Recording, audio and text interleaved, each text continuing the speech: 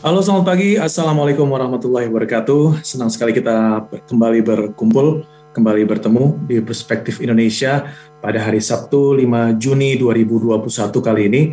Sambil menikmati waktu akhir pekan, untuk smart listener kami ucapkan atau kami doakan dalam keadaan sehat dan juga penuh keberkahan dalam segala aktivitas, berkumpul bersama keluarga dan orang-orang tercinta. Kita juga sekaligus di awal pertemuan di Perspektif Indonesia ini menyapa seluruh smart listener yang ada di 10 kota di Indonesia, di Jakarta, di Manado, Makassar, Banjarmasin, Balikpapan, Surabaya, Palembang, Medan, Pekanbaru, Yogyakarta. Satu kehormatan bagi saya, Zaki Hosen, pagi hari ini untuk bisa memandu acara Perspektif Indonesia. Dan seperti yang kita ketahui bersama, di Sabtu hari ini kita akan berbincang mengenai polemik anggaran alutsista. Salah satu isu selama sepekan yang menjadi perbincangan tidak hanya di media, tapi juga di berbagai komunitas ataupun juga bahkan di rumah tangga. Karena angka yang muncul dari rencana anggaran alutsista Indonesia ini sangat fantastis. Banyak yang bertanya, apa iya seperti ini? Bagaimana perencanaannya? Hal-hal pertanyaan itulah yang akan kita coba kupas di pagi hari ini bersama narasumber yang sudah hadir. Pertama, Pak Effendi Simbolon, anggota Komisi 1 DPR RI. Selamat pagi, Bang Effendi. Halo, selamat pagi. Apa kabar? Gimana Bang? Sehat ya Bang ya? Salam sehat. Puji Tuhan, alhamdulillah. Akhir-akhir ini sibuk sekali menjawab berbagai pertanyaan, sekaligus juga memikirkan perencanaan ini. Nanti kita sekaligus mohon bocor-bocorannya Bang ya, karena kita akhir-akhir kan ngomongnya bocor-bocoran terus nih. Kemudian juga selamat pagi untuk Dr. Siska Prabawing Ningtyas, Direktur Paramadina Graduate School of Diplomacy, pakar ahli hubungan internasional juga.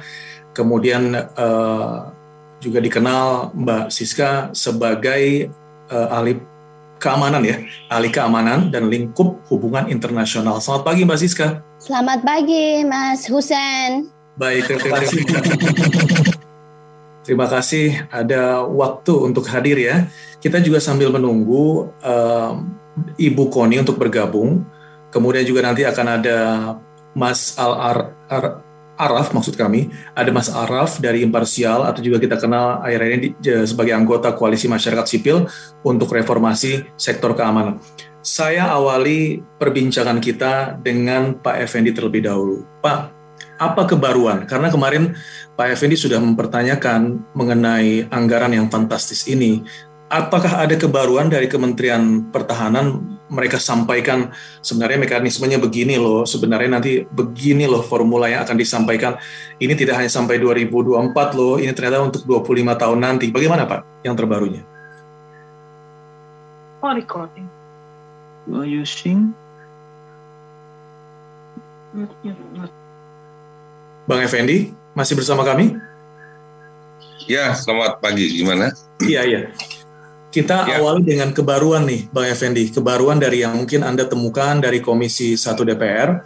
Apakah mungkin ada penjelasan yang lebih detail dari Kementerian Pertahanan mengenai anggaran yang fantastis ini begitu ya? Ya, pada rapat kerja yang akhirnya berlangsung di Rabu yang lalu ya,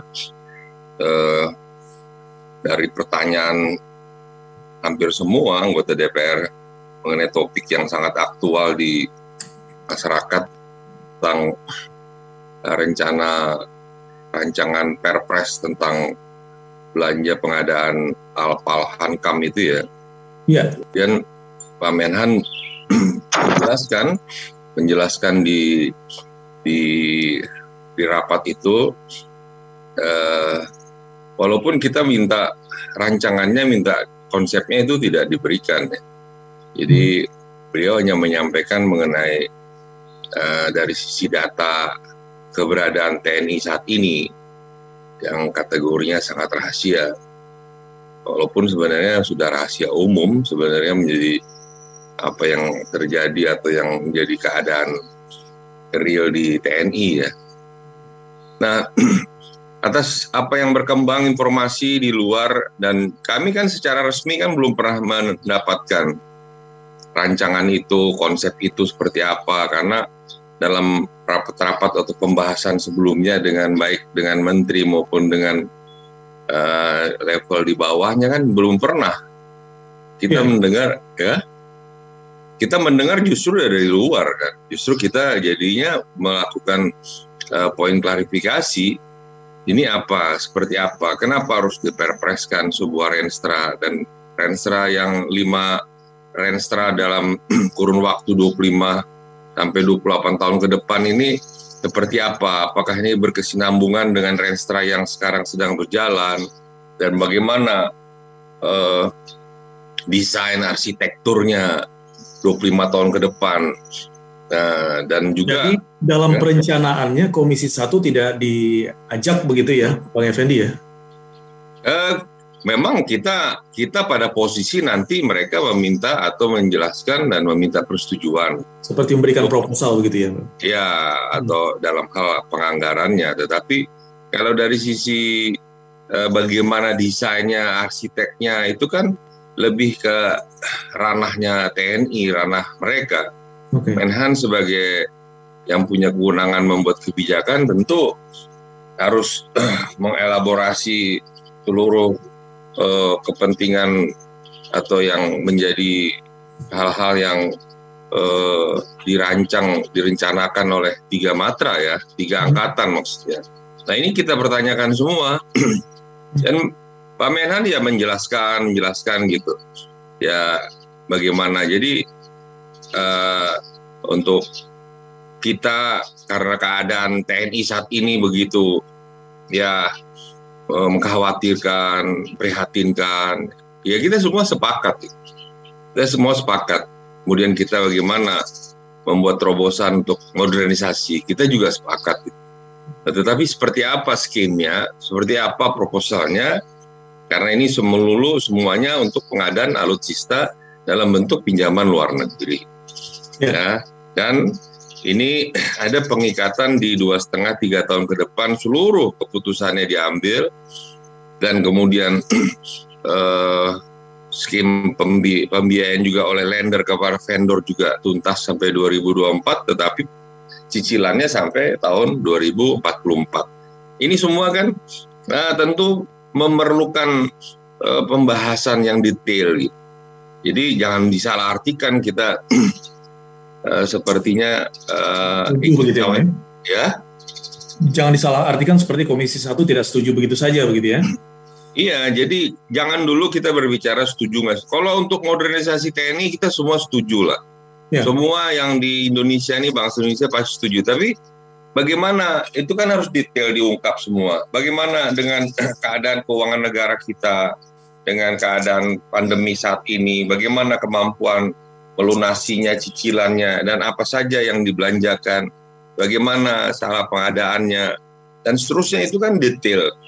Nah ini yang sebenarnya di rapat kerja hari Senin itu sangat kita harapkan untuk ya bahkan bisa Menhan menjelaskan ke publik juga daripada kita atau teman-teman salah mengartikan ya konsep yang baik, tetapi ya karena itu menjadi misteri seolah-olah begitu, akhirnya timbul berbagai pertanyaan yang ya saya kira sah-sah saja masyarakat rakyat Indonesia bertanya, karena ini menyangkut pinjaman luar negeri, menyangkut hak dan kewajiban rakyat Indonesia untuk memenuhinya sampai dengan tahun 2044, 45, 100 tahun. Indonesia juga akan ikut ya Pak ya. Ya. Pinjaman luar negeri ini tentunya masyarakat Indonesia juga ikut dalam hutang tersebut langsung tidak langsung gitu ya. Iya, bukan hanya rakyat Indonesia, pemerintahan demi pemerintahan juga yang akan datang, yang kita tidak tahu 5 periode yang akan datang siapa saja pemerintahannya. Jadi saya juga misalnya termasuk menanyakan kenapa harus di Perpres dan apa dasarnya Perpres. Apakah Perpres itu kuat? Kalau misalnya dipilih memang harus diperpreskan renstra itu. Ya. Nah, karena kalau kita lihat kekuatan Perpres itu kan tidak bisa juga kemudian ada jaminan mengikat ke pemerintahan yang akan datang. Kita banyak contoh, bukan hanya di Indonesia, di luar negeri sekalipun, di Amerika, keputusan yang diambil oleh Presiden Donald Trump menit ketika dia setelah dilantik, semuanya dianulir oleh Joe Biden. Jadi hal yang harus juga diantisipasi begitu. Ini juga berlaku di Indonesia. Banyaknya proyek Nurtanio, yang PTDI yang mungkin juga udah ratusan triliun juga menyerap APBN, menyerap dana negosiasi, IHH, bahkan mungkin ribuan triliun. Tapi sekarang hasilnya kan menjadi besi tua aja ya. Nah ini juga sampai proyek-proyek Hambalang, zaman ke zaman. Justru saya mengatakan agar lebih prudent. Dan saya minta jangan terlalu kita mengabaikan ya hal-hal yang prosedural itu. Karena itu akan nanti menjadi masalah. Kalau katakanlah kita nggak tahu ya, kalau tidak 3 periode Presiden Jokowi misalnya, yang pemerintahan yang baru nanti misalnya tidak bersetuju dengan Perpres ini, nah itu kan semua menjadi kacau balau semua, dan yang sangat dirugikan kan rakyat dan TNI, karena mereka lah sebenarnya yang kita harapkan, karena memang mereka yang mempunyai tupoksi menjadi tanggung jawab untuk menjaga kedaulatan negara dan menjadi kekuatan utama di dalam pertahanan negara kita. Jadi kita lebih bersifat itu dialog yang produktif sebenarnya. Ya, bahwa di luaran memang banyak dan itu menjadi pertanyaan yang apa ya, yang katakanlah patut untuk ditelisik, ya wajar lah. Yeah. Keberadaan PT TMI ada di dalam penyusunan program TNI, apa boleh begitu? Ada swasta yang direkrut untuk merancang kebijakan strategisnya TNI. Ya kenapa nggak TNI-nya yang bersama Kemhan, bersama tertutup untuk menyusun itu semua? Oh ini kan kata Menhan, ini kan mereka rekrut untuk tempat para ahli, juga para purnawirawan.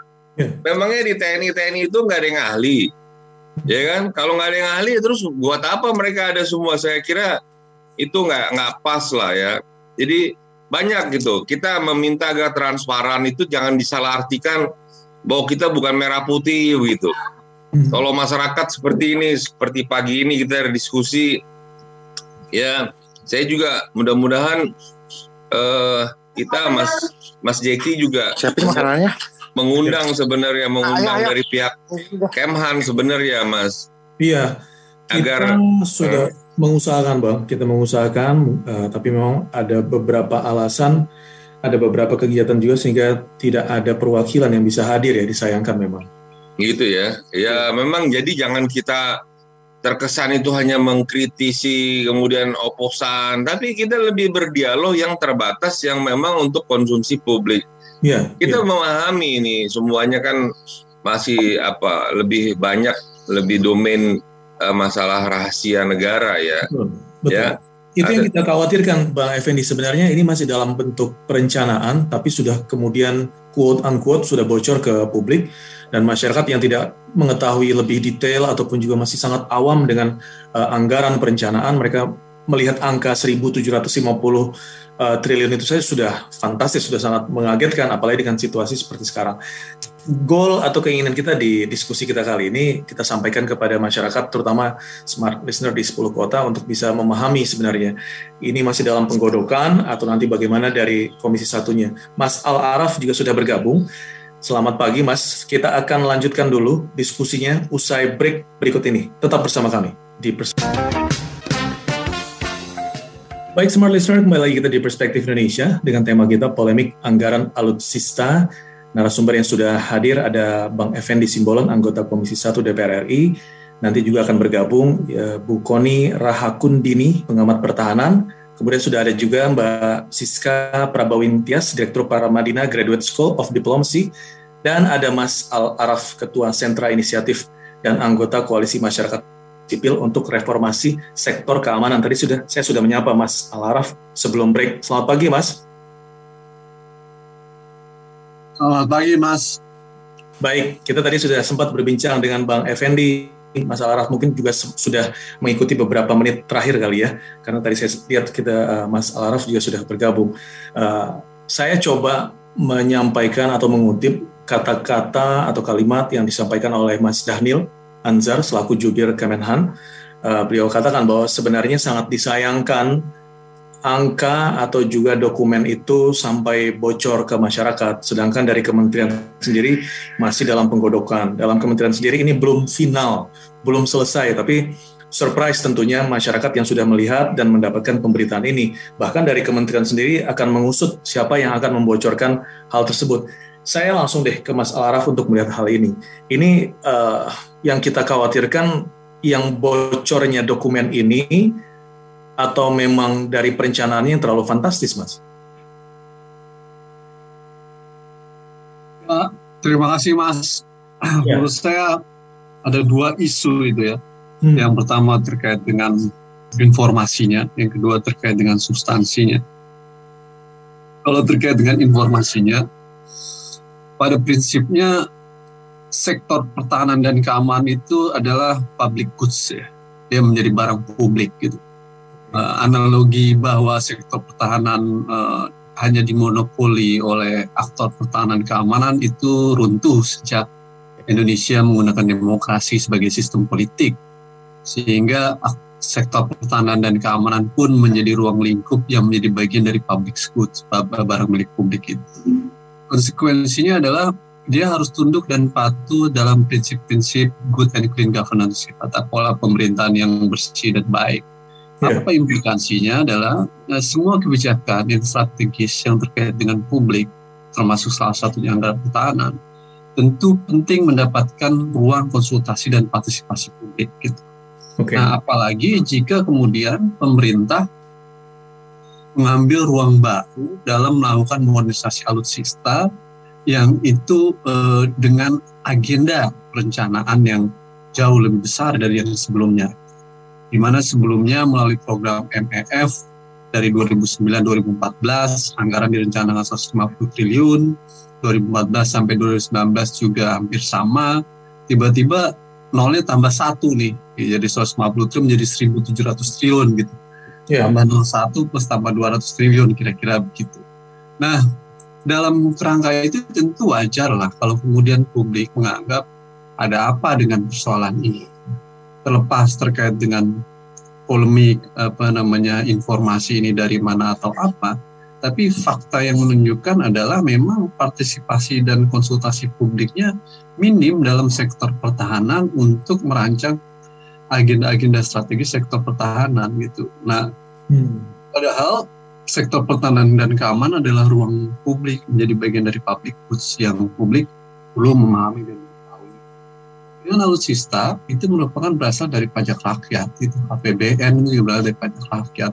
Oleh karenanya ruang-ruang partisipasi dan konsultasi publik menjadi penting gitu. Nah, ini yang menjadi catatan saya, Mas, sebagai awalan gitu untuk terkait dengan informasi. Nah, yang kedua terkait dengan substansinya gitu, dengan meski ini masih perancangan 1.700 triliun.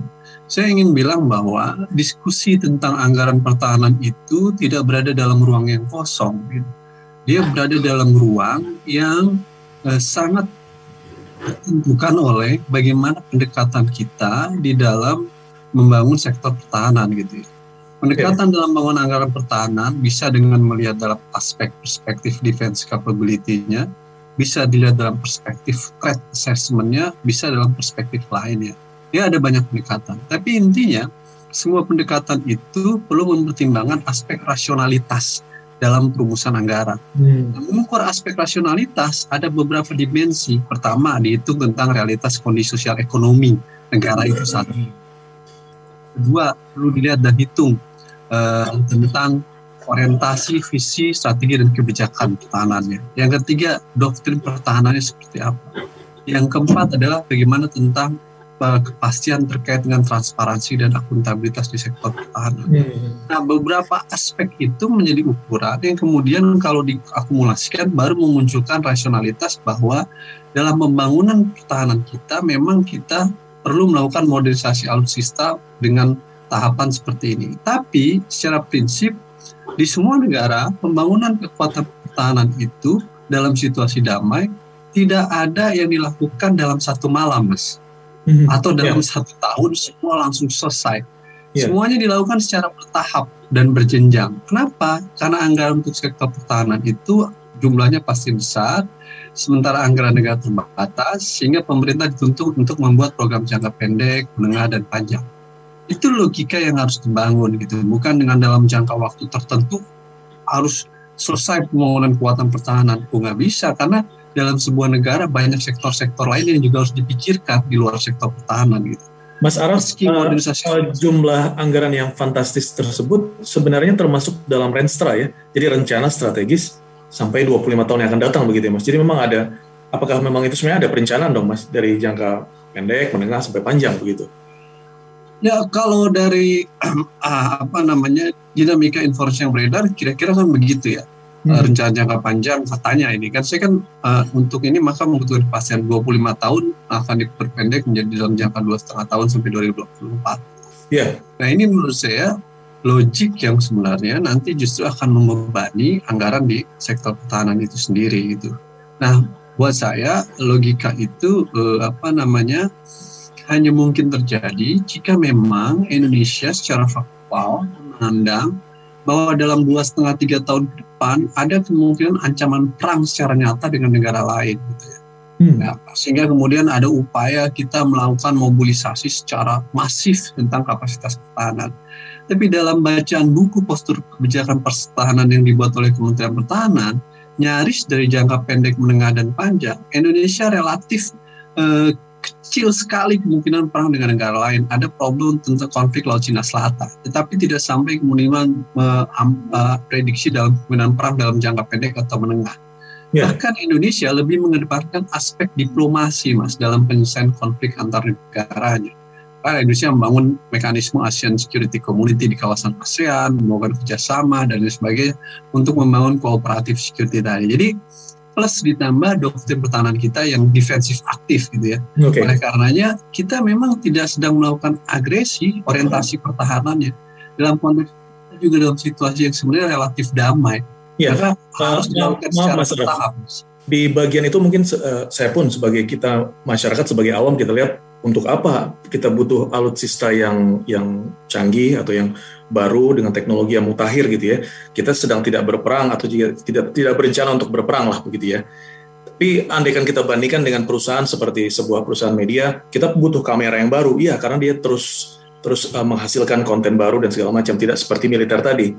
Tapi bila tidak diupdate alutsistanya, tidak ada teknologi yang terbaru, bagaimana dengan SDM-nya Mas? Bagaimana dengan SDM-nya untuk mempelajari hal tersebut? Bagaimana dengan tentara kita gitu ya untuk bisa aware dari penggunaan alutsista itu gitu. Kalau memang kita mengharapkan tidak ada perang sama sekali, berarti tentara kita ya sudah, mereka tidak perlu diupdate lagi nih alutsistanya, begitu Mas?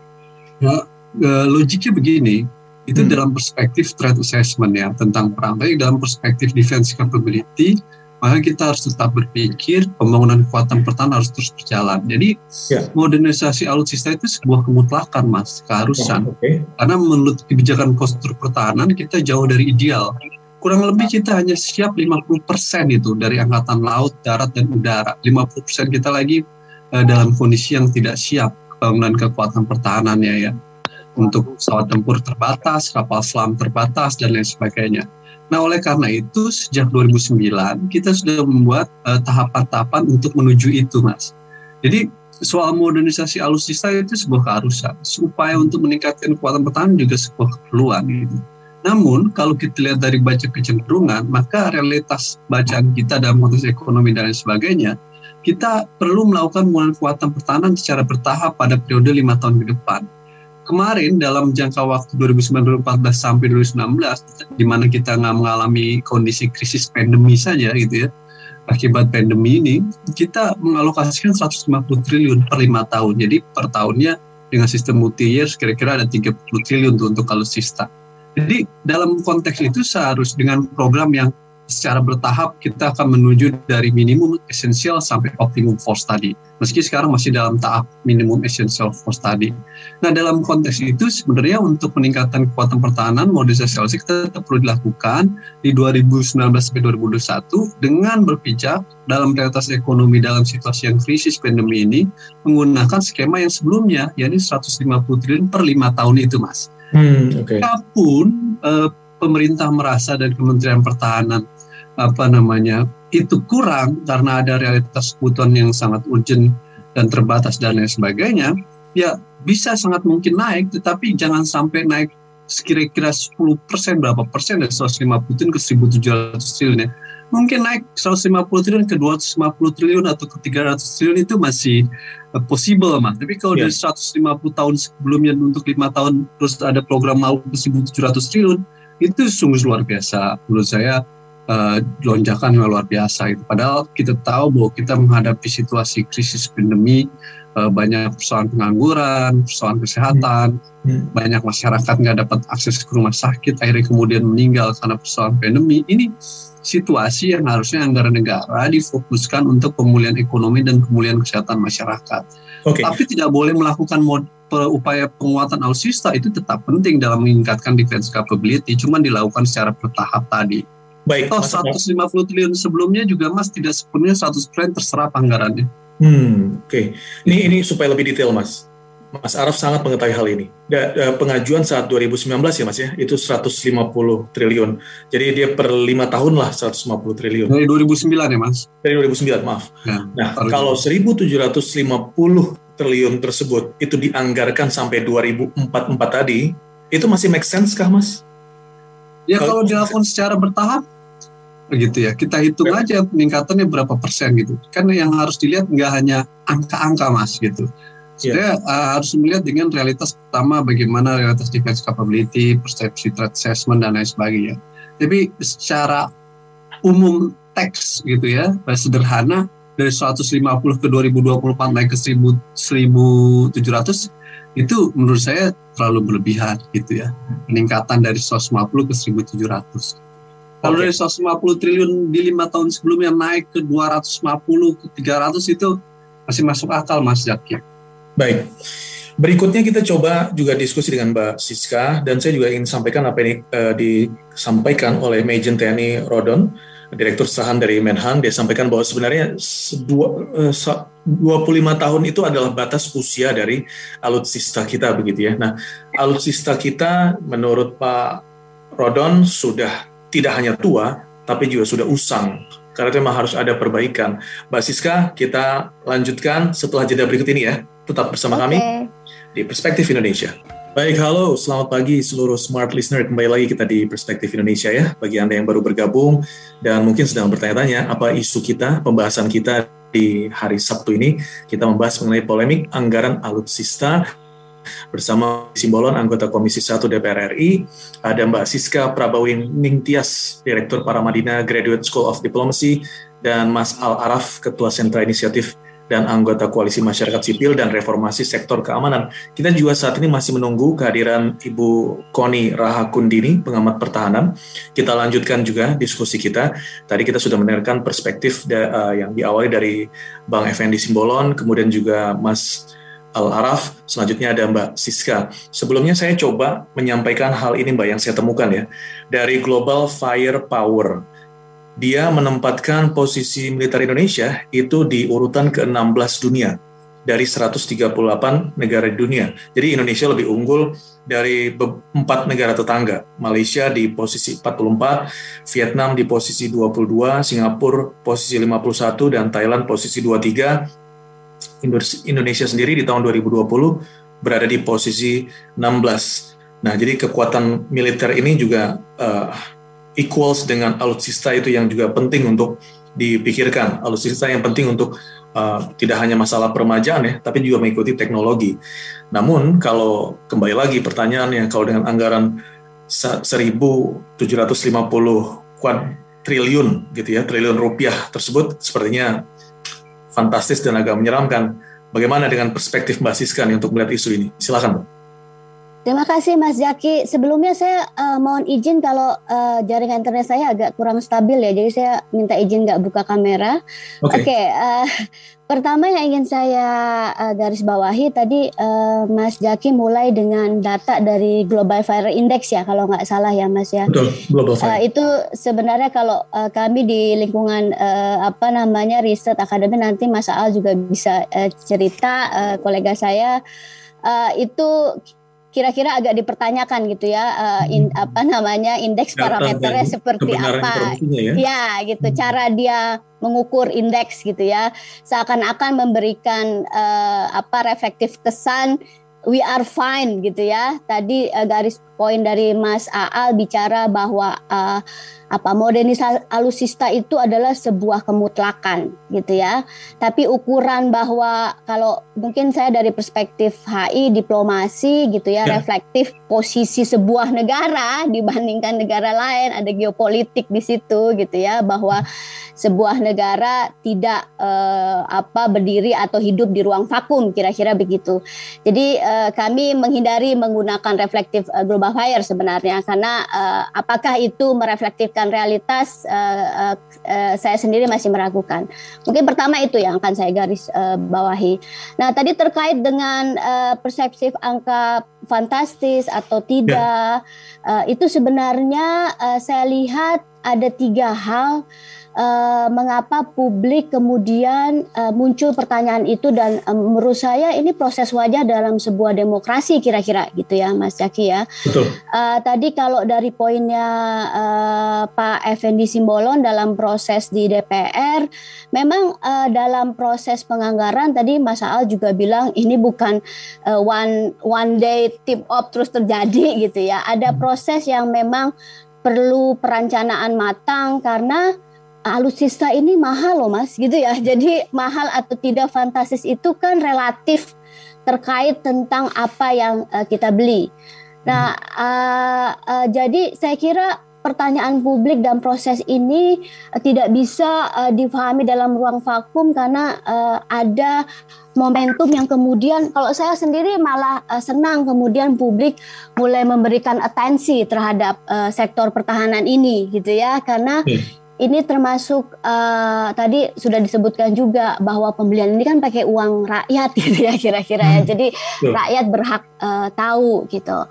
Nah, sebenarnya ada momentum ketika ada kecelakaan Nanggala gitu ya kira-kira, kemudian ada beberapa concern, terutama tadi sudah disebutkan bahwa kondisi pandemi tahun 2000 ini memang menciptakan disruptif yang mengubah asumsi-asumsi tadi gitu ya. Nah, tadi kembali lagi kepada poinnya Pak Effendi bahwa memang ada proses yang saya meletakkannya bahwa ada proses memori institusi, ada proses kebijakan yang memang harus dilaksanakan oleh fungsi-fungsi negara, kira-kira begitu ya Mas. Dan dalam fungsi itu kemudian ada aktor-aktor yang menjalankannya mungkin dengan karakter dan style berbeda. Kenapa saya bilang ini? Karena kalau kita lihat tadi Mas Aal bicara soal kerangka panjang, sebenarnya tahun 2020 ini dalam sistem penganggaran pertahanan itu sebenarnya publik membutuhkan informasi, sampai sekarang misalnya belum ada terbitan baru terkait dengan White Defense Papers, buku putih pertahanan terakhir itu tahun 2015. Harusnya 5 tahun sekali diperbaiki itu ya, itu belum ada. Dan biasanya jadi dari kementerian ada semacam kewajiban ya basis masyarakat. Itu amanat undang-undang sebenarnya. Kenapa ada white paper? Itu kaitannya, kalau studi HI itu kaitannya dengan tadi Mas Aal bicara tentang diplomasi kita menjaga trust building tadi ya. Jadi untuk menjaga ketika suatu negara misalnya modernisasi pertahanannya meningkat jelas, itu tidak memberikan ancaman gitu ya, kira-kira ada efek begitu. Jadi ada instrumen bernegara yang kemudian tidak ada, kemudian kan kita bingung ya, terlepas dari ada diskusi tentang itu informasi rahasia atau publik, tapi ada proses tadi Pak Emedi bicara tentang transparansi itu yang agak hilang ketika ada transisi pemerintahan. Karena 2019 kan ada transisi, harusnya 2020 tuh ada proses tadi penganggaran baru, revisi apa yang berubah, dan kemudian ada asumsi yang berubah karena COVID gitu ya. Jadi ada konteks ini yang terjadi, dan saya kira ini sehat dan wajar publik mempertanyakan ini gitu ya. Mbak Siska, maaf. Yes. Kalau kita coba komparasi dengan sebelumnya, sebelum dari 2019 dengan Kementerian Pertahanan yang sebelumnya, adakah transparansi yang diinginkan itu tercapai, disampaikankah? Adakah buku putih quote unquote tadi itu ya disampaikan kepada masyarakat ataupun juga lembaga masyarakat lainnya? Ada dua ya, at least yang saya bisa waktu itu bisa mengakses buku putih itu harusnya ada di website Kemhan mungkin ya. Jadi ada 2008 gitu ya, 2014. Ini yang menarik di 2014 ketika pergantian Menhan, terus diganti lagi tuh ya 2015. Jadi biasanya itu 5 tahun sekali lah ya. Nah ini harusnya sudah keluar lagi kan 5 tahun ya gitu. Nah ini ada proses tadi. Apapun kita mengatakannya, ada proses memori institusi, transparansi dan akuntabilitas tadi ya. Yang kemudian itu tadi yang Mas Al sebutkan harusnya membuka ruang publik tadi.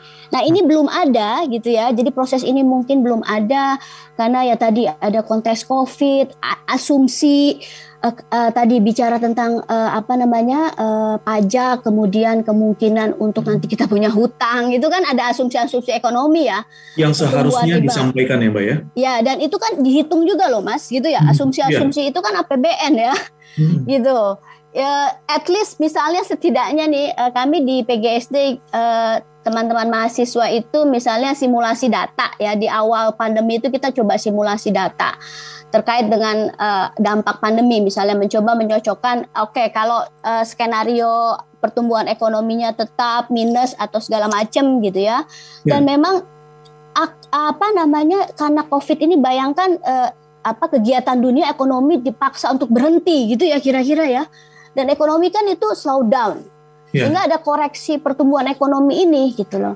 Nah dari situ mungkin saya paham kenapa koreksi itu kita masih mencoba, karena tadi kata Mas Al nggak gampang loh ngitungnya gitu ya. Mungkin satu-satunya kolega yang saya tahu ahli ekonomi pertahanan, Mbak Puri, itu mungkin pusing juga ngitungnya gimana nih untuk kemudian menjawab pertanyaannya Mas Jaki tadi, fantastis atau tidaknya kan tergantung elemen yang akan diukur ya, kira-kira begitu. Oke. Jadi pertanyaannya, jadi yang Mbak Siska sampaikan bahwa menghitungnya itu saja secara sederhananya itu sulit, terutama dengan pandemi dan segala macam. Tiba-tiba kok bisa muncul 1,7 kuadriliun gitu ya Mbak ya? Iya. Dari manakah ini rancangannya, begitu ya? Iya. Nah, kalau memang mereka menghitungnya dari 2021 sampai 2044, pertanyaan yang sama dengan Mas Araf tadi saya tanyakan ke Mbak Siska, masih logik kah Mbak? Masih masuk akal kah angka sedemikian besarnya? Karena kita tahu bahwa tadi Mbak juga sampaikan tidak murah kok dengan alutsista ini. Nah ini yang saya sendiri belum mendapat informasi yang jelas, masih abu-abu ya terkait dengan ukuran. Karena tadi kalau bicara tentang MF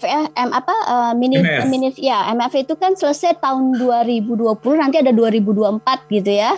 Dan itu kan rencana pembangunan alutsista 25 tahun.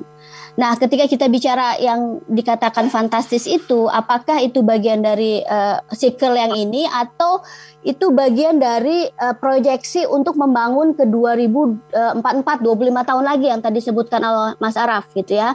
Yang kemudian jadi pertanyaan adalah yang nggak masuk akal itu kalau fantastis itu kemudian diserap harus habis 2024. Itu 2024. Kan itu kan yang melanggar logika publik gitu ya. Tapi kan yang kita nggak tahu karena kita nggak, sampai saat ini dokumen itu kan belum keluar ya, yang diikuti dengan posturnya seperti apa dan lain-lain gitu. Jadi dalam poin itu mungkin saya lihat karena ini bagian dari public goods, bagian nanti terlepas dari perdebatan rahasia atau tidak gitu ya.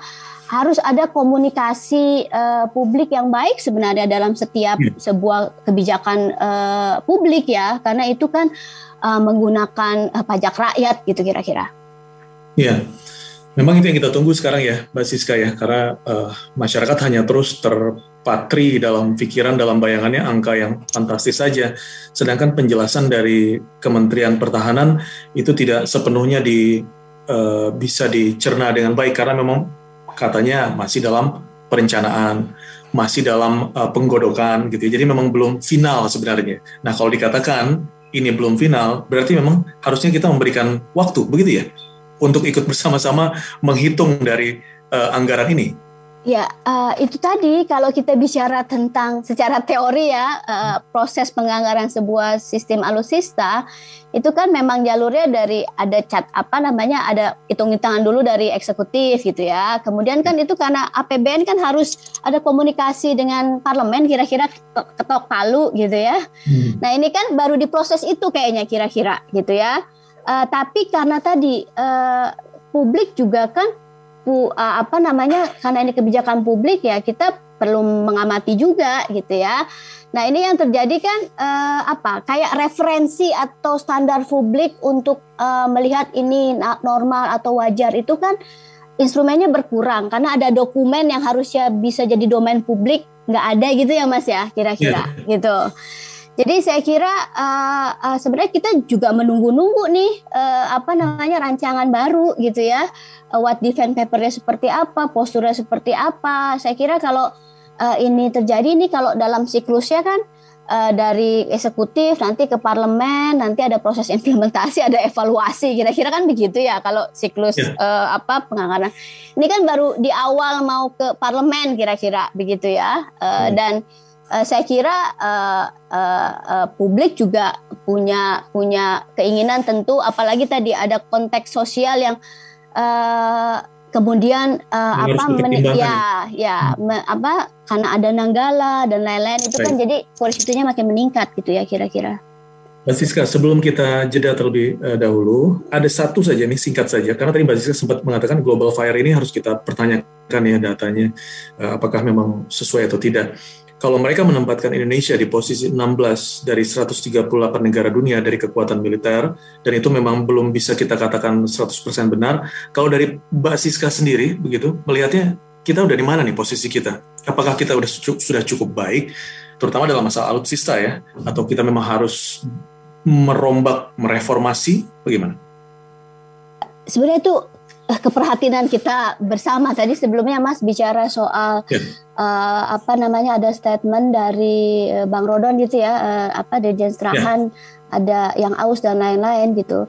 Betul, memang sudah kalau tua dan usang ya memang kalau dari dokumen yang bisa kita baca tentang postur, kekhawatiran itu sudah jelas gitu ya.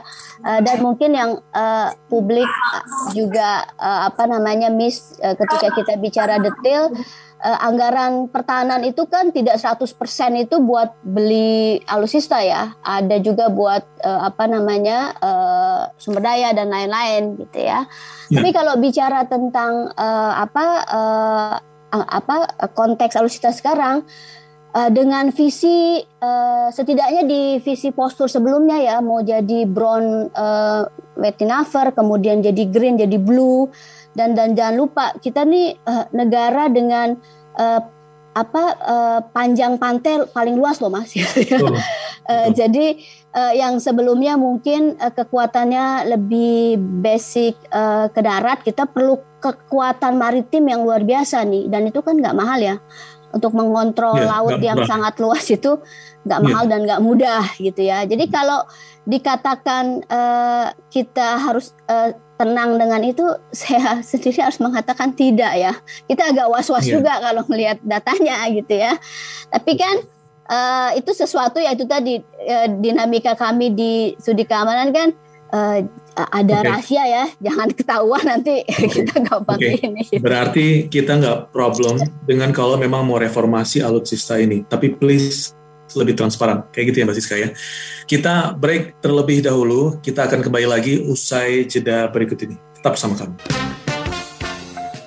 Baik, Smart Listener, kita kembali lagi di Perspektif Indonesia. Kita sudah melewati term pertama atau 1 jam pertama dari diskusi kita di hari Sabtu ini mengenai polemik anggaran alutsista. Diawali dengan berbincang dengan Pak Effendi Simbolon, kemudian dilanjutkan Mas Al Araf, dan tadi terakhir di Mbak Siska. Mungkin bisa kita sampaikan satu kesimpulan di 1 jam yang pertama tadi. Para narasumber yang hadir dengan berbagai atribusi mereka pun secara profesional tidak keberatan bila memang harus ada reformasi dari alutsista atau diperbaikilah kekuatan militer di Indonesia. Tapi catatannya tentu saja ada, harus lebih transparan, harus juga akuntabel begitu ya, dan juga Pak Effendi pun sebagai anggota Komisi 1 juga menyampaikan bahwa ini perencanaan ini harus disesuaikan juga dengan segala hal yang terjadi. Ini juga disepakati, Mas Araf juga sama, Mbak Siska juga sama. Disepakati dengan segala hal yang terjadi itu dalam masalah pandemi, kemudian juga keuangan negara, sehingga masyarakat yang juga ikut menyumbang, quote unquote, kalau memang harus dibeli alutsista yang mahal ini, kita semua bisa tahu begitu, bahwa memang ada kebutuhan dan memang pengadaannya pun sesuai dengan yang disampaikan, jadi ada transparansinya. Alatnya yang A, dibelinya yang A, begitu ya. Saya juga coba untuk melihat isu ini dari satu sisi yang lain, yang disampaikan oleh Mas Araf mewakili dari imparsial atau koalisi masyarakat sipil untuk reformasi sektor keamanan. Karena ini juga harus kita klarifikasi ya, Mas Araf ya, untuk bisa dipahami masyarakat atau smart listener yang mendengarkan kita pada pagi hari ini. Saya mengutip bahwa Mas Araf menyampaikan bahwa dari koalisi masyarakat sipil untuk reformasi sektor keamanan menilai bahwa anggaran yang fantastis dan bombastis ini juga kental akan dimensi politis menjelang pemilihan umum 2024. Benar demikian, Mas. Jadi dari Mas Araf sendiri merasakan ada kecurigaan mengenai bahwa ini berhubungan dengan pemilu 2024? Ya, kecurigaan itu kan di teman-teman koalisi punya beberapa asumsi ya. Pertama, pemerintah sebenarnya tadi disampaikan oleh Mbak Siska belum buat defense white paper, belum menjelaskan kebijakan postur pertahanannya, tiba-tiba minta 1.700 triliun gitu. Padahal memang dalam merancang kekuatan pertahanan itu harusnya pemerintah merumuskan 5 produk strategis pertahanan di setiap 5 tahunnya. Defense white paper, kebijakan postur pertahanan, doktrin pertahanan, strategi pertahanan, dan lain sebagainya itu. Termasuk strategic defense review. Baru kemudian kita bisa melihat ukuran tentang pembangunan anggaran, alokasi anggarannya seperti apa. Kedua, proses yang tidak cukup baik dalam melibatkan partisipasi publik. Ketiga adalah kontestasi proses pemilu 2024 yang akan di depan, dan sektor pertahanan memang menjadi wilayah yang basah gitu ya dalam konteks keuangan gitu, karena kan di situ seringkali berlindung dengan dalih rahasia negara, lalu kemudian mekanisme ruangnya tunduk dalam yurisdiksi peradilan militer, bukan dalam peradilan umum. Sehingga di antara kementerian-kementerian lain, wilayah Kementerian Pertahanan cenderung agak tidak terlalu ketat dalam konteks pemantauan terkait dengan dugaan-dugaan penyimpangan itu. Sehingga dia menjadi lahan yang basah. Nah, dalam konteks itu ditambah dengan posisi Menteri Pertahanan sebagai ketua umum partai politik, terus juga punya potensi maju dalam kontestasi Pilpres 2024 di berbagai survei dan mungkin internal Gerindra sendiri, serta memang realitas politik membutuhkan biaya politik, maka semua hal itu terakumulasi kecurigaan apakah kemudian hal ini terkait dengan kontestasi politik 2024. Nah, kecurigaan itu menurut saya wajar-wajar saja tuh gitu ya. Yang kecurigaan yang masih diberikan tanda tanya ya Mas Araf ya, jadi bukan ya, karena asumsi-asumsi dasar tadi, tiba-tiba besar, nggak ada kebijakan, langsung gede, segala macam, itu jadi wajar. Ini curiga karena saking sayangnya ini Mas. Ya, karena kita ingin agar anggaran pertahanan itu benar-benar untuk kepentingan prajurit, Mas. Kita sudah cukup memantau dari masa reformasi ini dugaan-dugaan permainan dalam sektor pertahanan, khususnya dalam alutsista, yang akhirnya korbannya adalah para prajurit itu sendiri. Jadi saya ingin katakan jangan pernah bermain-main dengan anggaran pertahanan karena kita akan mengorbankan para prajurit kita kalau kita bermain. Pembelian di bawah standar ataupun under spec itu seringkali terjadi. Misalkan senangnya membeli alutsista bekas supaya ada proses retrofit. Dalam proses retrofit itulah kemudian terjadi permainan-permainan karena ukurannya tidak terlalu kuat, itu berbeda dengan beli yang baru gitu, standarnya agak jelas. Sama kayak kita kalau beli mobil, Mas. Beli mobil Kijang Innova itu jelas harganya yang baru, tapi kalau yang bekas kan tergantung tawar-menawar. Nah itu hal yang kemudian penuh dengan permainan, maka potensi penyimpangan kalau pembelian alutsista bekas itu tinggi. Saya ambil contoh tadi Mbak Siska menyantai soal Nanggala. Pertanyaannya adalah apakah soal peristiwa Nanggala itu persoalan karena ketiadaan anggaran, ataukah persoalan karena kita tidak konsisten dan tidak memiliki skala prioritas dalam pembangunan modernisasi alutsista? Jawaban saya adalah dalam soal kasus Nanggala, kita bisa melihat dalam buku Postur Pertahanan tahun 2007, Nanggala itu sudah dalam situasi kondisi yang tidak layak pakai. Kurang lebih beberapa kapal kekuatan angkatan laut termasuk Nanggala itu sudah berusia di atas 25 tahun gitu. Sehingga di data Kementerian Pertahanan dia sudah tidak layak pakai sejak 2007. Maka kemudian pada saat itu dia pilihannya diganti atau proses pemeliharaan dengan yang baik gitu ya, diganti yang baru. Nah pilihan itu seharusnya membeli yang baru, bukan dengan proses retrofit yang retrofitnya itu proses maintenance-nya bukan dilakukan di tempat asal dia di Jerman, tapi dia kemudian di Korea Selatan gitu, yang menurut saya itu aneh sekali gitu. Dan perlu dicatat apakah anggarannya ada. Proses retrofit dan proses Nanggala itu dari 2009 sampai 2012, angka pemeliharaannya itu 1 triliun, Mas. 1 triliun itu dengan barang bekas gitu di proses pemeliharaan, maka kira-kira dia akan bisa digunakan 5 tahun atau 10 tahun itu udah paling hebat. Padahal pada saat itu ada pilihan membeli baru dari Rusia atau dari Jerman yang nilainya pembelian baru 3 sampai 4 triliun, dan itu bisa dilakukan secara bertahap. Tapi kalau kita beli baru, angka usia kapal selamnya itu bisa 25 tahun atau 30 tahun itu, Mas. Artinya kita kalau beli baru jauh lebih untung gitu ketimbang memelihara 1 triliun. Artinya kan soal di situ adalah, saya ingin katakan, modernisasi alutsista itu bukan hanya soal besarnya anggaran atau naik turun tingginya anggaran, tapi bagaimana kemudian pemerintah bisa membangun prioritas yang benar, konsistensinya yang benar, transparansi dan akuntabilitas yang benar.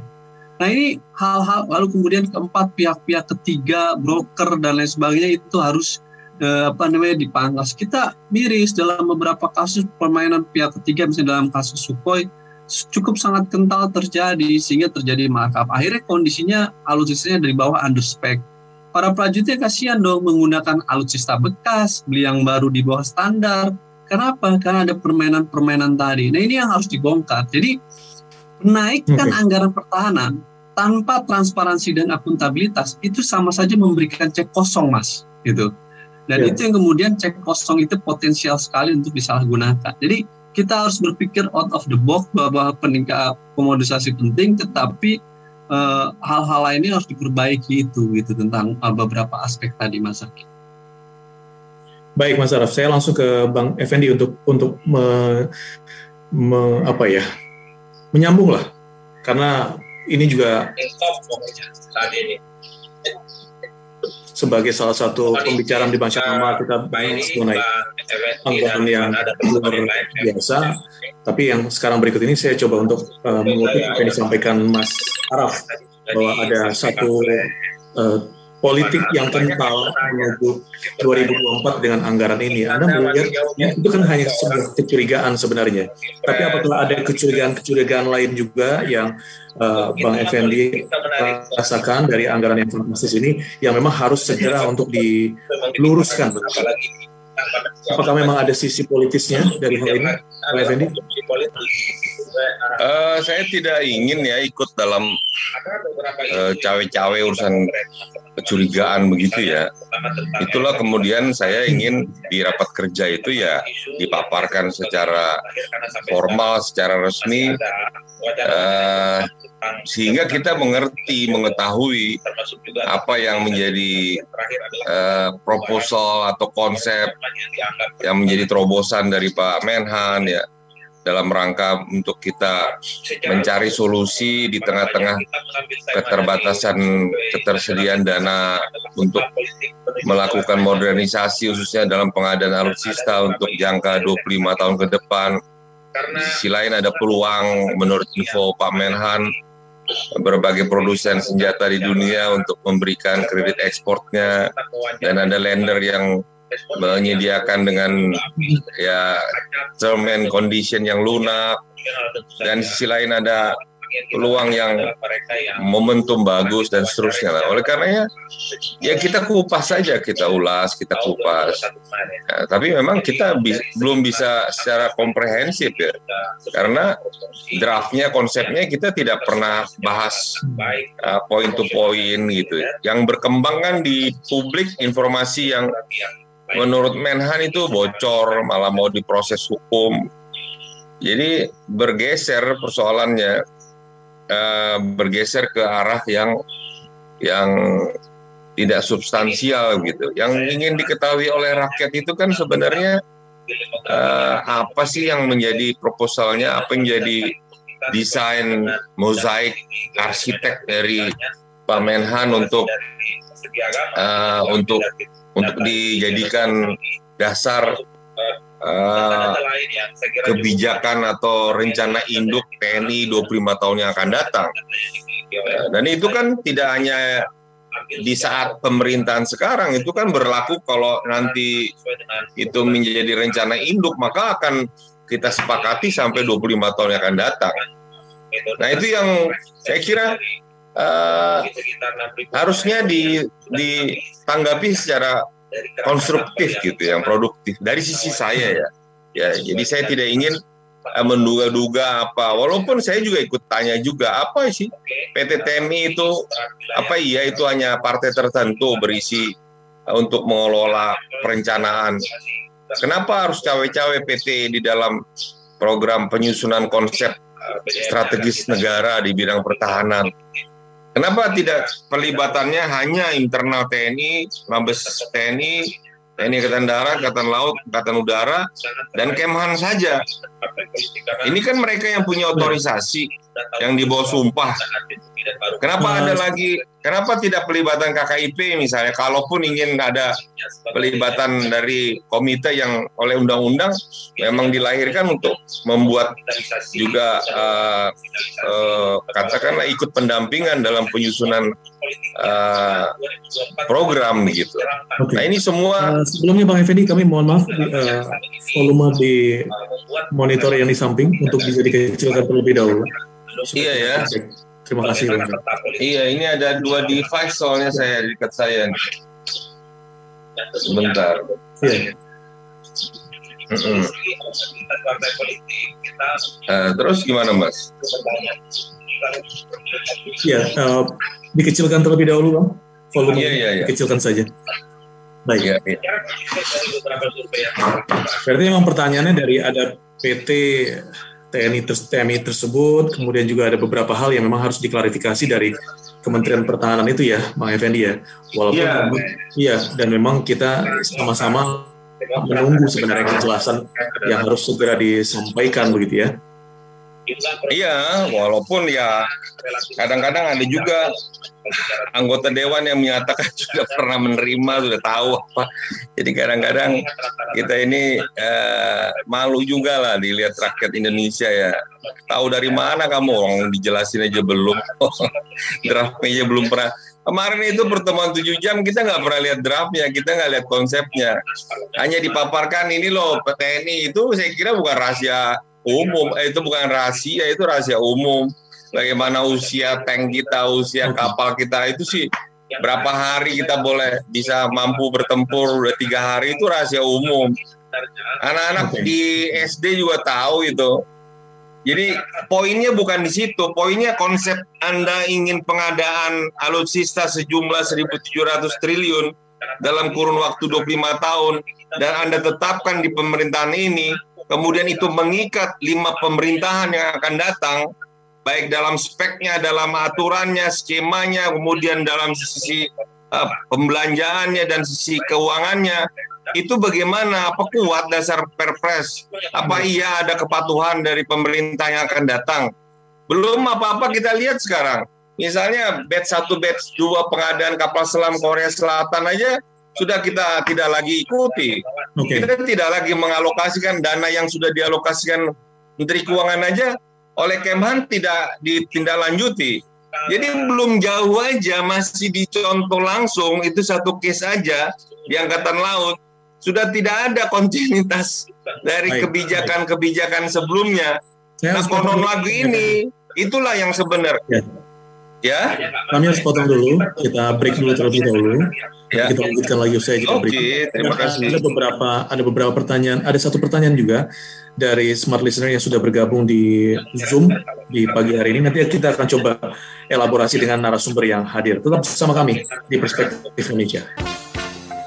Baik, smart listener, kita sudah sampai di segmen akhir dari Perspektif Indonesia di hari Sabtu ini. Sudah berbincang dengan Bang Effendi Simbolon, ada Mbak Siska Prabawa Ningtyas, dan ada Mas Al Araf juga. Kembali saya sapa untuk Anda, smart listener di 10 kota di Indonesia yang bergabung. Bagi Anda yang terlambat atau juga tidak sempat untuk mengikuti di beberapa segmen tadi, Anda bisa kembali simak perbincangan kita di siaran ulang hari Minggu besok, 6 Juni 2021, pukul 15 sampai 17 waktu Indonesia Barat, dan juga bisa melihat hasil review perbincangan ini di populiscenter.org, atau juga melihat kembali, karena kita tidak hanya live lewat suara, tapi kita juga lewat Zoom, dan bisa melihat perbincangan kita di live YouTube di Radio Smart FM yang juga sudah terrecord. Smart listener bisa kembali untuk menyimak perspektif dari masing-masing narasumber yang disampaikan. Sebelum kita, atau sekaligus ya, closing statement, sekaligus juga untuk elaborasi, ada satu pertanyaan dari narasumber untuk Mbak Siska dan juga Mas Araf gitu ya. Saya coba cari terlebih dahulu. Pertanyaannya adalah, terlepas dari kecurigaan yang masih jadi tanda tanya saat ini. Jadi tadi Mbak Siska sempat mention nama Mbak Kuri Maharani soal 1.760 triliun ini ideal atau enggak, sedangkan disampaikan dari Mbak Kuri bahwa itu tidak fantastis sebenarnya angka tersebut dan cenderung konservatif karena anggaran modernisasi alutsista pada MEF 3 itu sekitar 2,7 miliar dolar per tahun, sedangkan anggaran modernisasi alutsista yang dialokasikan 2020-2044 sekitar 3 triliun per tahun. Kemudian juga dia mengutip pengamat militer dari Mas Khairul Fahmi menilai anggaran 1.760 triliun untuk membeli alutsista selama 25 tahun masih tergolong kecil katanya. Nah ini sekaligus dijawab Mbak Siska dan Mas Al karena request ke sana ya. Saya awali terlebih dahulu dari Mbak Siska sekaligus untuk memberikan closing statement ya dari perbincangan kita. Silakan Mbak Siska. Oke, terima kasih Mas Jaki. Ya. Kalau bicara kecil tidak relatif tadi kan tergantung dengan parameter cara menghitung ya, kira-kira begitu. Kalau secara teori sebenarnya yang saya tahu, misalnya kalau ngitung itu kan tadi harus ada kalkulasi pertumbuhan harganya berapa sih gitu ya, untuk mengetahui alutsista apa yang mau kita beli. Itu kan ada harga pasar ya, dan kalau kita bicara tentang market alutsista ini kan mungkin sistem marketnya beda gitu ya. Ada yang mengatakan ini ada sedikit monopoli gitu ya, jadi cuma negara-negara tertentu yang punya high tech ini. Tapi terkait dengan kecil atau tidaknya, kalau saya sempat baca riset beliau gitu ya, ini termasuk model 3 yang katanya tadi paling murah gitu sebenarnya. Kalau mau ideal banget jadi blue water navy gitu ya, sesuai dengan visi poros maritim, itu memang mahal gitu ya. Jadi kalau lihat hitung-hitungannya dengan memperhatikan pertumbuhan ekonomi, proporsi BDP, untuk belanja alutsista, terus belanja modal, dan pinjaman luar negeri. Ini kan apalagi ada COVID gini ya, ketika ada pertumbuhan ekonomi yang turun seperti ini. Jadi saya sendiri kalau untuk membandingkan kan harus ada bandingannya, kira-kira begitu ya Mas Jaki. Dan saya sendiri belum melakukan hitung-hitungan sendiri gitu ya. Tapi kalau dari risetnya Mbak Puri itu sudah termasuk model yang paling murah menurut riset dia malah gitu ya. Itu yang minimum sekali, kira-kira begitu. Nah, mungkin untuk catatan diskusi kita hari ini, sebenarnya yang saya bisa catat misalnya, sebenarnya tidak ada memimpikan sebuah kekuatan militer yang kuat itu tadi kata Mas Al itu kemutlakan gitu ya. Dengan negara sebesar ini, ruang laut yang luas sekali, kira-kira kalau kita mengklaim luas teritori segini kan kira-kira harus dijaga gitu ya, dan itu nggak murah gitu. Tapi kemudian poinnya adalah ketika kita ingin modernisasi alutsista, tentu kan harus diperhatikan kekuatan ekonomi ya. Dan kita lihat bahwa negara-negara dengan kekuatan militer besar kan adalah negara-negara yang dengan kekuatan ekonomi besar ya, you name it, US, Inggris dan lain-lain. Jadi itu bukan kayak pilih kita mau ini terus kemudian jadi gitu ya, nggak juga gitu ya. Jadi harus tadi kalau kata Mas Aal harus terencana, terukur, ada jangka pendek, jangka panjang, karena yang pasti teknologi ini kan ada semangat kemandirian, itu sesuatu yang kita akan coba ke sana gitu ya. Dan saya kira ini sebuah proses yang sangat sangat sehat dalam sebuah demokrasi, bahwa ada proses keterlibatan publik ya, karena ada at least ada exercise right of the public to know taxpayer kita mau dibawa kemana gitu ya. Kira-kira itu Mas. Mbak Siska, kalau kita melihat, kita komparasi dengan negara-negara lain, contohnya begini, misalnya satu negara mereka ingin pengadaan komputer lah, contoh saja, itu jadi wajar bila dipublikasikan, orang bisa tahu speknya ini dan itu. Tapi kalau suatu negara itu mereka membutuhkan alutsista, ini kan masalah pertahanan sebuah negara, jadi memang harus lebih sekretif gitu ya Mbak ya. Nah, bagaimana nih Mbak, ini kita butuh untuk transparan kepada masyarakat, tapi kalau kita buka, ketahuan bahwa kita punya teknologi ini dan itu di negara kita, ini berpengaruh tidak pada pertahanan kita nantinya?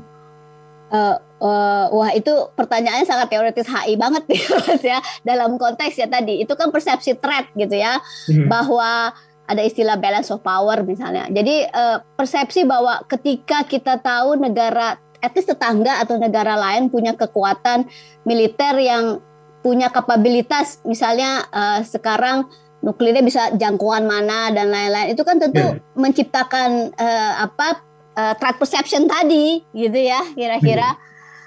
Jadi kalau tadi untuk menjawab pertanyaan itu sebenarnya diskursi ketika ruang definisi rahasia dan hak untuk publik gitu ya, itu sebenarnya ada di situ, dan itu proses normal dan harus ada memang ya, karena taxpayer dan lain-lain. Tapi tentu kan ketika kita bicara tentang akses informasi, itu kan ada level gradasi ya gitu ya, sampai sejauh mana detailnya gitu. Nah, beberapa instrumen yang digunakan untuk meminimalisasi tadi bahwa threat perception tadi ada balance of power, makanya white paper itu penting, instrumen sebuah negara, buku putih itu penting, dan itu sebenarnya baru muncul di tahun 80-an gitu ya, untuk mengurangi kecurigaan gitu ya, kira-kira itu dalam konteks internasional ada white defense paper, dan itu sebenarnya bisa diukur dengan visi-visi tadi, misalnya apakah sebuah negara tadi membayangkan dirinya gitu ya. Kalau tadi ada kategorisasi brown, navy water, kemudian ada green, ada ada blue. Itu kan sebenarnya udah kebayang gitu ya, alutsista apa sih yang mau dibeli sebuah negara dengan kapasitas sampai itu. Sampai mana Mbak Siska? Sampai mana si white book ya? Buku putih pertahanan, white papers defense itu. Sampai mana buku putih pertahanan ini didistribusikan atau bisa dibaca atau bisa diketahui? Apakah hanya di Komisi 1 saja atau memang harus dibuka seluas-luasnya kepada seluruh masyarakat Indonesia? Kalau white paper itu bersifatnya lebih ke level strategis ya Mas. Jadi nggak detail beli-beli apa sebenarnya. Dan itu yang kemudian ada ruang siapa yang tahu gitu ya. Nah dalam konteks itu kan kemudian ada metode lain kira-kira gitu ya. Sama saya nggak tahu ya ini tepat atau tidak gitu. Kalau kita bertanya kamu mau buka-bukaan nggak gitu, kan ada rahasia ya, tapi kan cara kita untuk mengetahui kan ada cara lain gitu ya. Kalau di riset mungkin ada metode lain. Nah biasanya yang dilihat adalah kita melihat negara belinya udah apa aja gitu ya. Makanya ada beberapa indikator misalnya SPRI atau balance sheet power itu ya. Makanya itu diskusi juga di akademis mengenai global power index gitu ya. Tapi itu exactly kalau di ruang diplomasi yang kemudian didiskusikan sejauh mana derajat keterbukaan itu gitu. Oke. Eventually ini memang masalah komunikasi ya Mbak Siska ya. Komunikasi dari kementerian untuk disampaikan jadi sehingga semua orang bisa mengetahui kebutuhannya di mana, sesuaikah dengan dompetnya, sesuaikah dengan kemampuan kita. Maksud seperti itu ya. Saya lanjut ke Mas Araf. Tadi juga ada pertanyaan. Mas Araf sudah menyimakkah dengan pertanyaan yang sama sih sebenarnya? Kalau dari pandangannya, saya coba ulang sekali lagi Mas ya, dari pandangannya bahwa angka yang fantastis itu sebenarnya hitungannya termasuk kecil gitu ya, karena ada juga dari yang bertanya mengutip dari pengamat militer Khairul Fahmi menilai anggaran 1.760 triliun membeli alutsista selama 25 tahun itu tergolong kecil. Kemudian juga dari Mbak Kuri mengatakan 1.760 triliun ini tidak fantastis, cenderung konservatif karena anggaran modernisasi alutsista pada MEF 3 itu justru 2,7 miliar dolar per tahunnya. Begitu Mas, sedangkan kita kalau dialokasikan rupiah per tahun. Ya, silakan. 1.700 triliun untuk masa waktu sampai 2024 itu angka yang berlebihan dan tidak tepat. Kalau 1.700 triliun untuk 25 tahun, 30 tahun itu masih mungkin.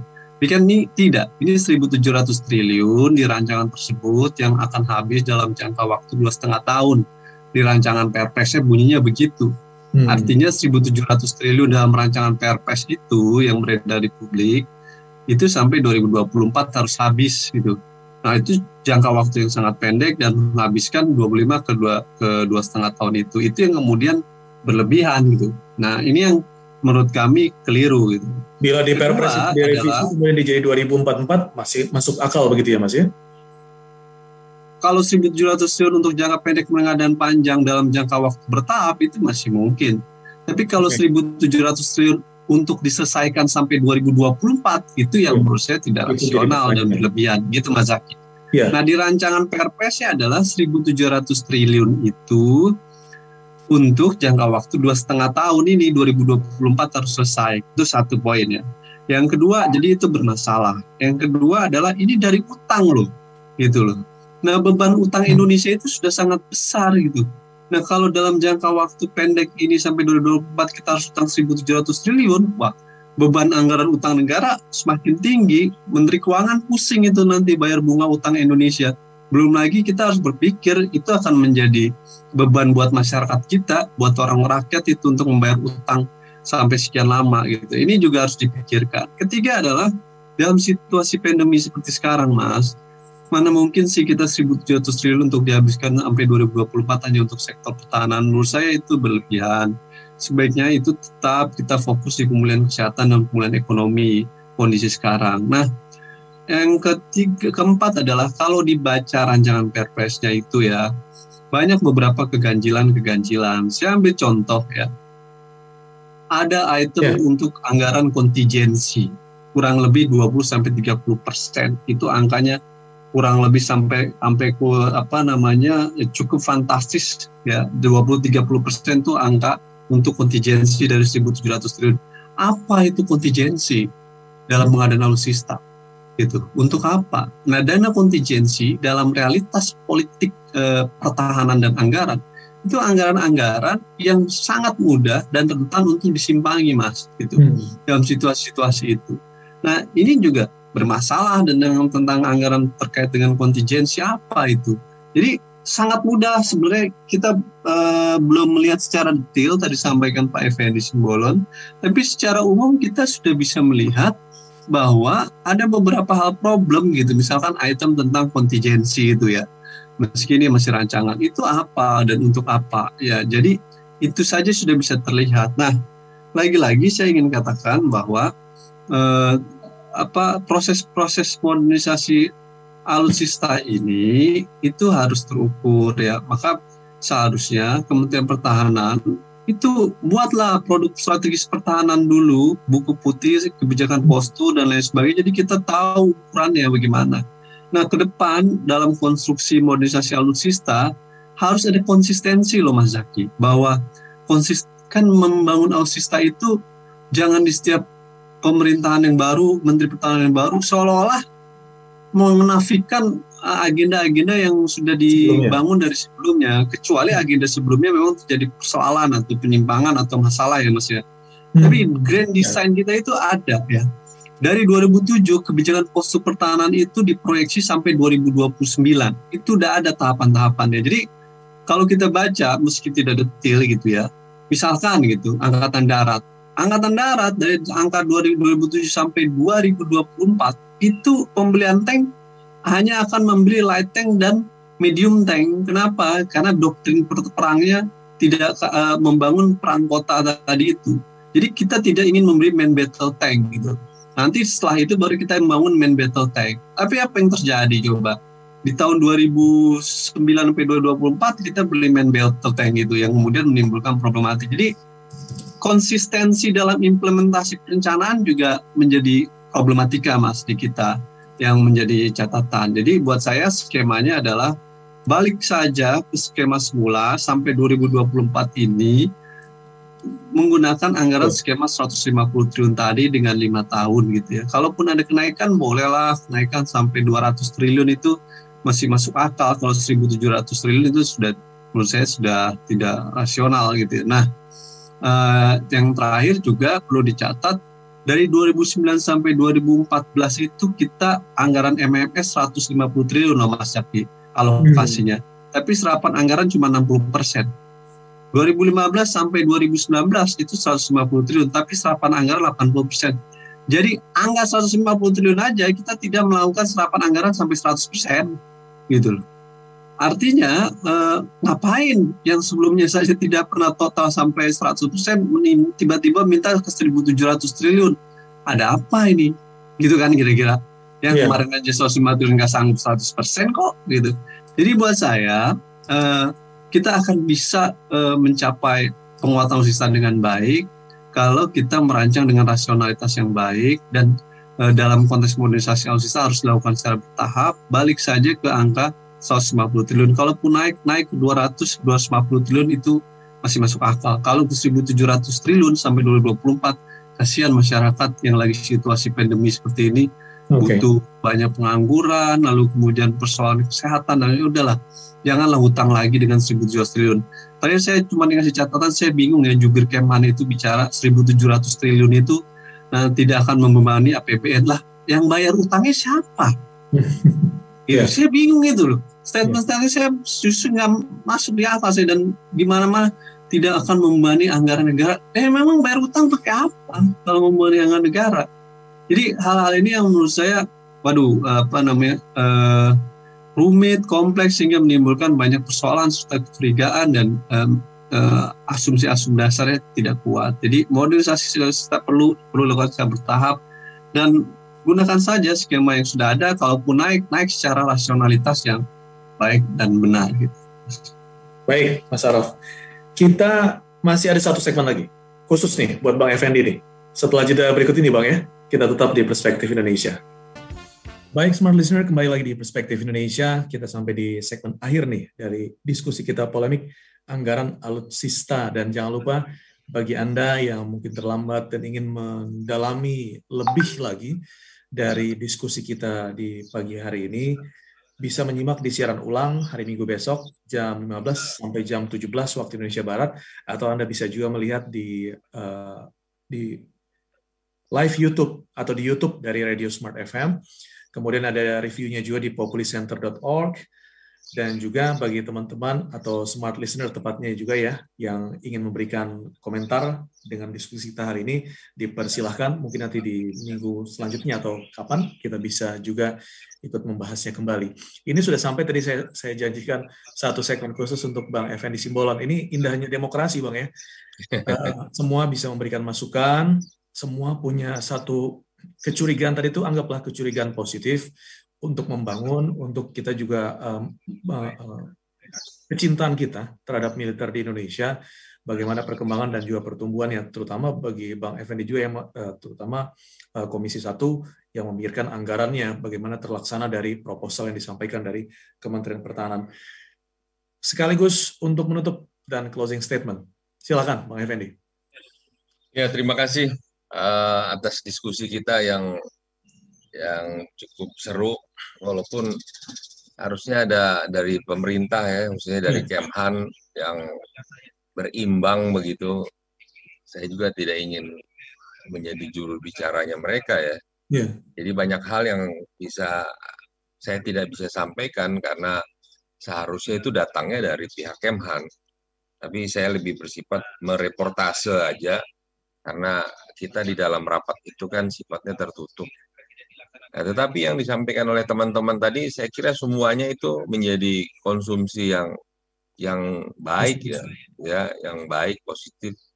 Ya, walaupun ada pihak juga yang mengatakan, wah ini banyak pihak luar, pihak yang tidak ingin kita membangun sistem pertahanan kita, kekuatan kita, jaga kedaulatan negara. Ya, itu bisa jadi ada hal yang ikut juga dipertimbangkan, ya. Tapi tidak, sebenarnya poinnya bagi kita sebenarnya bukan di situ. Poinnya adalah ketika ada satu upaya konsep untuk memodernisasi TNI, tetapi dengan kemudian sepenuhnya mengandalkan pinjaman luar negeri.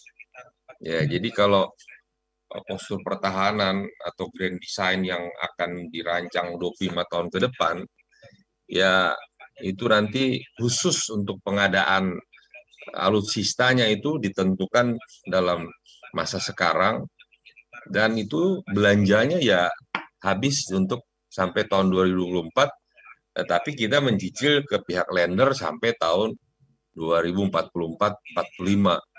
Ya, itu yang menjadi yang kita bisa tangkap dari penjelasan Menhan ya. Nah, tentu kan kita ingin detail ini bagaimana speknya, ini penentuannya apa, justifikasinya apa, kenapa memilih ini dan seterusnya. Kemudian bagaimana skim pembiayaannya, apakah G2G, apakah ada pengadaan yang oleh perusahaan-perusahaan pengadaannya bagaimana, apakah ini penunjukan, apakah ini tender, ya. Karena kita dengar juga kan, di sisi kita sedang mengkritisi Menhan Prabowo, di sisi lain mereka show must go on aja, menyiapkan draft-draft kontrak-kontrak. Nah, landasan hukumnya dasarnya apa? Gitu. Apa bisa kemudian sepenuhnya itu negara direpresentasikan dengan Kemhan untuk menandatangani kontrak-kontrak itu? Ya. Jadi sebenarnya tidak cukup dalam satu pertemuan, dua pertemuan, bahkan harus lebih, ya. Dan dari pihak Menhan juga jangan menanggapinya emosi begitulah, nggak usah mencari-cari siapa yang bocorkan apa gitu, nggak penting lah, ya. Itu pasti bocor lah, itu konsumsi publik. Pokok giliran belanja Anda sebut rahasia, giliran pakai uang rakyat Anda nggak rahasia. Bagaimana itu kan logika yang sederhana aja di publik gitu. Jadi makanya saya juga berkeras, silakan Pak, dijabarkan secara lugas di sini gitu. Tidak ada maksudnya, kalaupun ada yang maksud gitu ya kita pilah-pilah begitu. Tapi masa semua pengamat langsung berpikiran tidak merah putih? Masa hanya Anda yang merah putih? Masa hanya Anda yang mengklaim patriot? Dasarnya apa? Janganlah kita mengklaim-klaim patriot kemudian tidak bisa dijamah dengan mengakses ya informasi publik gitu ya. Apalagi ini kan pemangku kepentingannya kan sebenarnya yang lebih khusus adalah TNI. Kita dengar juga informasi TNI tidak secara intensif kok dilibatkan, hanya formalitas. Tapi kesannya kita, ini membentur-benturkan, ngadu domba gitu. Loh, ini bukan ngadu domba TNI atau Panglima dengan Menhan. Justru kita ingin tahu jujur, Panglima juga harus jujur, Kepala Staf harus jujur. Anda ikut nggak di dalam pembahasan detailnya? Jangan bilang Anda iya, tapi sebenarnya enggak. Karena ini pertanggungjawaban publik juga. Kalau enggak, bilang enggak. Oh, udah panggil Asrena. Ya kalau dipanggil cuma ngobrol-ngobrol di meja makan, apa itu pengkajian? Bayangkan strategis 25 tahun ke depan. Ya, jadi saya kira itu banyak hal-hal yang tidak jamak sehingga menimbulkan keinginan tahu dari masyarakat. Justru saya mengajak, mari Pak, ini konsep bagus, terobosan yang baik. Saya saja berpositif thinking kok. Bagaimana ada terobosan untuk keniscayaan, kebuntuan yang selama ini untuk kita mengikuti perkembangan zaman, khususnya dalam alutsista kita. Dan bukan hanya alutsista, kalau mau rencana induk pertahanan 25 tahun ke depan, ya sampai ke kesejahteraannya, sampai ke kualitas SDM-nya, ya, bahkan sampai masa pensiun si prajuritnya. Lebih detail ya Bang ya? Iya, lebih detail. Bagaimana dia tidak lagi hanya pembantu polisi aja dia. Sekarang kan tugas TNI kan lebih banyak perbantuan. Ya kenapa nggak mereka yang di depan? Mereka punya undang-undang lex spesialis 34 kok. Ini banyak hal lah yang saya kira jangan kemudian orang menganggap loh ini kok kayak proposal Simsalabim, ini ada apa? Ini jadi orang berpikiran gitu ya wajar-wajar aja. Tapi apa mereka yang berpikiran begitu tidak merah putih? Ya nanti dulu lah. Kita jangan kemudian lempar-lempar stigma yang tidak sesuai dengan porsinya gitu ya. Jadi itu pun di dalam raker itu sebenarnya belum clear, belum tuntas karena kita tidak memegang draft itu. Ya, tidak memegang konsep itu. Kalau ada konsepnya yang kita bahas, katanya tertutup, malah sampai nggak pakai mic lagi itu rapat. Kenapa nggak bisik-bisik aja sekalian kita? Apa sih yang dirahasiain sih? Saya nggak mau, saya bilang dalam rahasia apa? Saya nggak ikut dalam konspirasi rahasia itu. Ya kan ngapain nggak pakai mic? Orang sidang di DPR, di parlemen itu parle kok, suara rakyat kok.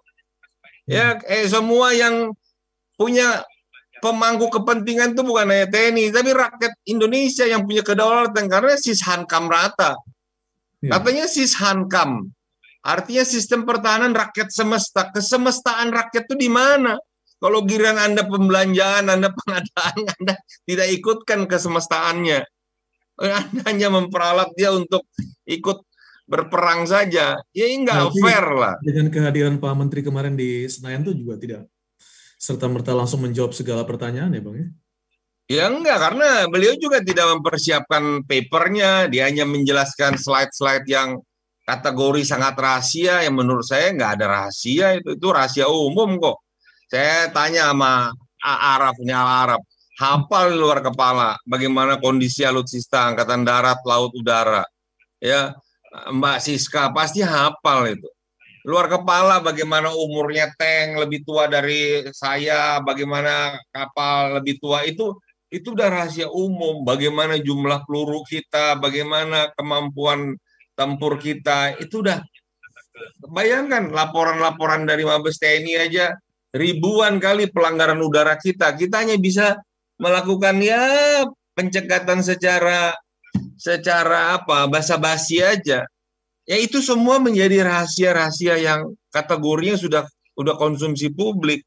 Poinnya bukan di situ lagi, Poinnya mari ajak semua, yakinkan rakyat Indonesia, ya pemangku kepentingan khususnya 3 Matra dan Mabes TNI dan kita semua untuk kita menyadari bahwa begitu pentingnya untuk kita memodernisasi saat ini sampai dengan 25 tahun ke depan dengan konsep desainnya, arsiteknya seperti ini. Baik. Ini loh. Nah, kemudian ya tentu dalam pengadaannya, bagaimana sistem anggarannya, sistem pinjamannya, ya dijelaskan transparan juga dong ke parlemen. Oh ini ranahnya pemerintah. Kan saya tanya, apa cukup kuat Perpres itu melandasi dasar hukum? Untuk Anda berjanji hari ini, kemudian itu dipatuhi oleh 5 pemerintahan periode sampai dengan Mas Al Araf ini umurnya nanti sudah punya cucu nanti. Apa mereka mau mematuhi itu? Jangankan sampai ke tahun 45. Sekarang aja yang harusnya Anda patuhi, misalnya contoh ya, Anda alokasikan untuk... Maaf, saya harus potong karena kita sudah sampai di ujung acara. Berarti memang kita harus tunggu nih ya, tentunya niat baik dari Kementerian Pertahanan untuk menjelaskan ini semua, segala masukan yang disampaikan Mas Araf dan Mbak Siska, terutama Pak Effendi juga, Bang Effendi, bisa menjadi satu masukan yang berarti. Ini pastilah kita dukung semua lah, Pak Prabowo lah. Kita sama-sama merah putih, kita sama-sama cinta. Iya. Ya. Baik. Iya. Baik. Terima kasih banyak, Bang Effendi. Terima kasih banyak. Mas Araf, terima kasih banyak, Mbak Siska. Terima kasih. Terima kasih. Dalam live Zoom kita juga di pagi hari ini, teman-teman media semuanya. Terima kasih. Listener, kita ketemu lagi di Perspektif Indonesia selanjutnya minggu depan. Saya Zaki Hussein. Sampai jumpa.